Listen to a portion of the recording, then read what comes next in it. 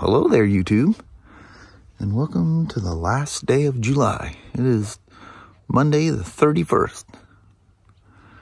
It's supposed to be about 80 degrees, and about the same as what it's been. It's been kind of staying pretty consistent, which has been perfect. Absolutely perfect. Man, high 70s, low 80s, like yesterday's ride, man. I slept like $100 just thinking about that thing. Anyway, Monday's back upon us. Let's tackle it. Welcome to the day. Well, thanks to a lovely update from Insta360, this camera now shoots in 4K.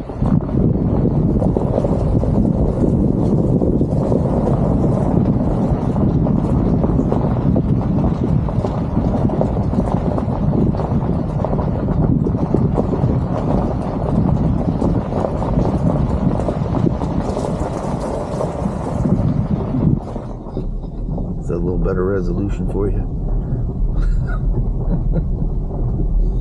Sad when you get these stark reminders that the season is changing. Look how low the sun is. Usually stop here for gas and it looks like it's high noon already. Beautiful morning. 71 and sunny. On this fun day Monday. Yeah, that Monday she came back. Yeah, she does it. She does it every week. It's kind of weird. She's relentless.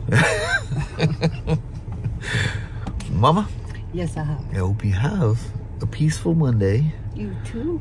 You don't stress you out, work you too hard, or anything like that. Yeah. Hope the same for myself. Yes. Well, Mama? Yes, I have a wonderful day. You too, baby. Love you. See you. Bye. I love you. Bye-bye now. Bye. So this 2016 R12RT that a previous BMW tech did an estimate on, we've been waiting forever for colored parts. You know, fender tip, sides, and stuff like that. Only to find out when I think it was Kelly investigating them, they're never coming. They've been discontinued. You gotta love that about BMW. When stuff's discontinued and you have it on order, they never remind you, or there's nothing. They never tell you. You got to research this stuff by yourself. Or this happens. You're waiting forever. Shows it's still on order. And until you contact BMW, they go, oh, that's discontinued. Well, why doesn't it say discontinued? It still says it's available and you can order it. It's just on back order. No, it's infinitely never coming. So we're in the process, which we ordered the prime parts for it. And we're just going to put it together with the scratch parts. That way you can drive it until painted parts come in. We can get the parts painted. And then we'll come back and put those parts on. So I put the valve cover on. Remember that thing was split. Maybe I didn't show you that. Had a big old hole in it. Big old gaping hole. Look at it slid down the road so fast it looked like it's starting to weld itself back together. But anyway, so I see the oil's not in the window. That's not uncommon. It fell on its right-hand side when it happened. Big hole, they'll lose some oil. So I go over there to the drum and I grab a liter of oil, pour it in. Nothing's in the window. So I did that 3 times. Finally got oil in the window, got it to the top of the window, and fired it up. And of course she cackles like they do when they're sitting there low on oil. These things only hold 4 quarts. So I'm a little spooked that I just put 3 liters of oil, or 4 liters. I'm spooked that I just put 3 liters in it. So I fired it up, and yeah. Cam chain tensioners, that's not what the noise was. I'm not going to start it up again. Yeah, she's done. Motor is smoked. So after, this is with 3 liters in it, you can see it's at the bottom of the window. So it'll probably take another ½ liter to top it off. Yeah, she ran with no oil. So I decided to hook up to this thing, and right away there's some kind of software thing from years ago that's needed, but yeah, it's like 11 grand for a new motor. I'm telling you, rebuilding this thing's not going to be, if it's starved for oil, you know, what shape is, because the transmission in water boxers, it's like a Japanese bike. It shares the same oil. It's a wet stator. Hold on, one more interruption. That was Kelly reminding me that that I grabbed chain cleaner again. I got 2 cans of chain cleaner. I don't ever use them cleaners. I got a different way of cleaning chains. Them spray-on cleaners makes a mess. Doesn't do a good job. The BMW probably does. I don't know. I'm not going to... Well, I guess I will try it at some point because I bought them 2 cans a long time ago. So I grabbed myself 2 cans of BMW chain lube because literally I don't think there's enough to lube another chain in that 1 can. Because I've been using the DR, the Royal Enfields, now the Grom. But anyway, she goes, "You did it again." I go, "What?" She goes, you grabbed 3 cans of chain cleaner." She goes, "You weren't using it on something down the shop, were you?" And I go, "No." I said, "I just come because I got one for shop supplies." It says right on there. Quit putting a picture chain on there for dumb people like me that don't actually read the can. She goes, "Well, I saved the cap. Bring that back up, and I will unsell the 2 cleaners that I just sold you that you gave me." All right. She goes, "I will look in the back, see if I can find some chain lube. There's none on the shelf." You sell it, and the customer uses it, and they come back just freaking out. "Man, that's the best chain lube I've ever used." It is, man. It stays on a while. Really good stuff. It's, like I say, it's designed, see that right there? That's one of them 209 horsepower S1000 RRs that if you can remove the eliminator, it goes over 200 miles an hour. So that's what BMW wants you using on them chains, explicitly. So if it's good enough for that, that's good enough for a, you know, 10 or 12 horsepower Grom and whatever a Himalayan is and the GT. Not much. So, yeah, bum deal on this thing. Oh well. Turns out the guy wrote it till it stopped, and I seen codes on there that, yeah, it had a oil pressure thing, and it was shut down. He didn't realize it was, yeah, he just had a crash. You know, if you're new to crashing, you know, you don't know, you need to stop, sit down, let everything calm down a little bit, count your fingers and toes, and carefully look at your motorcycle before you drive away. But yeah, there was no way of knowing. Wish the customer would have told us that he had drove the thing home, or tried to. That would have made a huge difference from the very beginning, and we wouldn't have been waiting this long for back-ordered parts and whatnot. So I'm back out here playing around with my my Garmin and my iPhone. That's weird, the phone makes that very, very red flashing security light look orange. But anyway, I mixed up a little stuff here. Looked on RAM mount, because I accidentally put the big one on there. I use the small one, whether I'm using my 12 mini or my 14 Pro Max. It fits perfect either way. But I was trying to simplify wires going everywhere, because I like how the Garmin, the wires come out, and you know, I'll neatly come up with something, you know, to go over here to my port. And anyway, so I came up with this RAM mount that takes a MagSafe Apple charger that mounts inside the case. It's cool as heck. And this thing will, as you can see, it fits the 12 mini absolutely perfectly fine, and the 14 Pro Max that I have in my hand now fits in there perfect as well. It is the exact fit of that. And so there's the most vibration it's going to get. But it's you know, RAM mount and stuff is talking about certain frequencies, but RAM mounts have those rubber balls that I've never heard of them, a RAM mount killing the phone. And this is a RAM mount too. Of course, it doesn't have enough weight to shake. But I get everything hooked up, and you have to time what you did, a couple of screws in the back, and you just run your MagSafe charger up and down until you feel it go, boom, you feel it locked to the back of the phone. There's a piece of plastic in between there But yeah, and then I come out here and I'm going, oh man, so wrapped up in the Apple world. I thought, well, I didn't think about it not being USB-C in my little charge brick, because this thing's old school, you know, USB-A, and so I'll have to get an adapter for charging it. But yeah, this will be great. And it's got the straps on there now. It's got a strap on there that just absolutely locks that thing in there. Otherwise, you just lift up, pop her out. Look, you can almost make out an outline of the imprint of the MagSafe thing behind there. But this is all covered up. And then there's a puck that holds it. Like I say, there's screws on the back. You just loosen them. And they've got little teeth. So once you find the right spot, you just roll it back and forth on your iPhone until the MagSafe goes dong. You can feel it. You can have up to a 6mm thick case on these things and it still works. That's because the MagSafe. You're not using something aftermarket, you're actually using an Apple product. But yeah.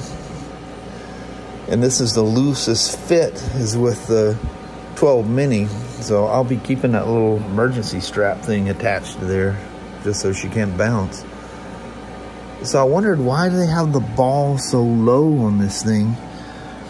And if you hold the thing in your hand and at about a 45-degree angle, the ball is, and the phone in it is just almost on a pendulum. It's just perfectly balanced almost. I go, oh, that's why you put it so low on there. See how the ball thing's way low. But yeah, a little adapter for the USB-C, and do some neat wiring here. The only thing kind of concerns me is that, I mean, what are you powering? Am I connecting this thing to a high-powered generator or what? Why is the cord like unnecessarily thick for the Garmin? And it's, you know, that's the way it folds, is very thick. So this Apple thing, I can kind of manipulate it where it wants to go. It'll be interesting to see what I come up with. But then again, there's about my line of sight. Glance down at Garmin and phone. This is just more for emergencies and seeing what's around you. This will be my guidance. And I'll probably use the 12 mini because everything I have is hooked up. The cars and motorcycles and everything's hooked up to this. My iPhone 14, the one that's in my hand here, is it works as a phone. It's got its own phone number, and it's like my email, media, whatever cruncher. But I don't connect my Cenas. I don't connect cars or nothing to it. It lives in its own little world because it's usually sitting somewhere where I can grab it as a camera. I mean, of all the vlogging cameras I've tried over the years and all the money I spent, this stupid phone outperforms them all. And the pictures that come out of this thing are just shocking. I don't even carry around a DSLR anymore. I mean, they take great pictures, but, you know, there's even the depth of field from this thing is pretty crazy, what you can do with it. But anyway, so that'll be, you know, as they are, everything is rubber where it mounts to everything. And then those balls that you can see on the end of that thing right there, they're rubber. They've just always worked. So this will be nice, so I can put whatever phone in there and they'll stay charged. I need to hook this phone in there because I know the MagSafe's not going to line up. It's going to obviously sit higher in there. But like I say, just them two little screws. I mean, your little pocket knife has a screwdriver. I can loosen that thing. And then once it's loose, you don't take them out, you just loosen them. And like I say, you can just move the MagSafe up and down, get it so it's moving, set your phone in there, and it just finds its home and she goes, dong. If you guys that have the MagSafe chargers on for your iPhones, you'll know what I'm talking about. Some cool stuff. But how about that? That'll work. Even with the mini phone in there, I can see that thing perfectly fine. Plus, I'll be wearing my prescription glasses, so I can see like a hawk with them things on. As long as I don't spin around and get in the the different, you know, modes in there and get myself a little funky. But I've learned to deal with it. I've learned to pan certain ways when I'm riding, and I just don't. I had that one issue with this. I literally dropped this thing, and yeah, that's the one issue I've had. If I'm in the car driving for a while, I can't just leap out of the car and start, you know, doing different technical things, you know, like you drop something and you stand up, you know, you're going from one focal plane to another, and that kind of, whoa, kind of weirds me out a little bit. But I've learned to deal with it on the motorcycle somehow.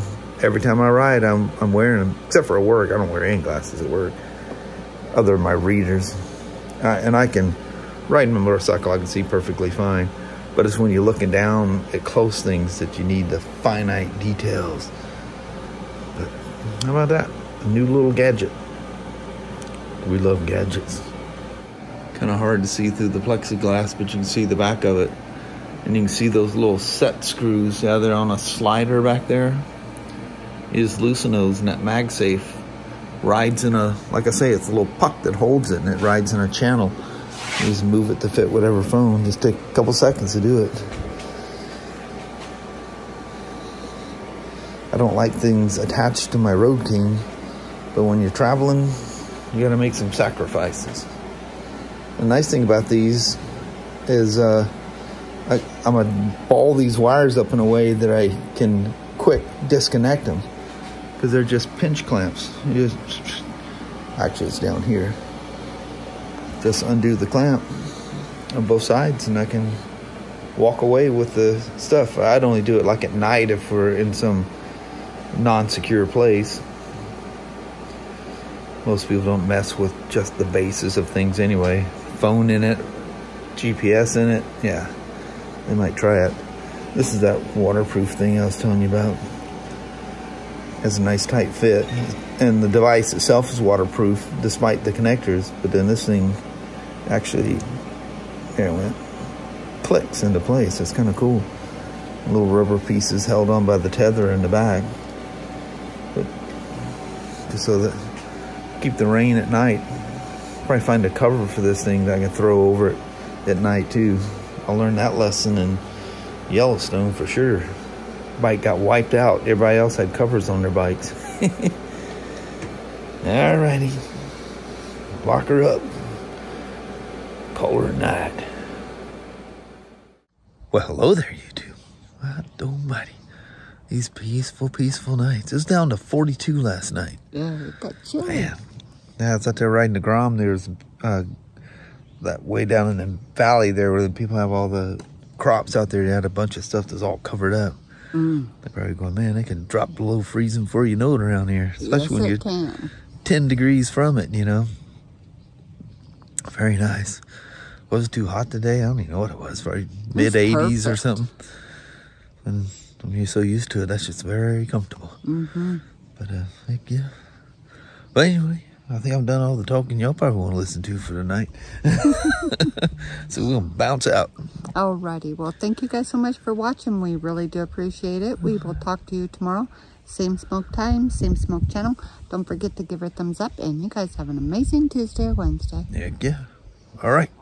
Same time, same place tomorrow. Yep. All right. Thanks for watching now. Bye. Bye-bye.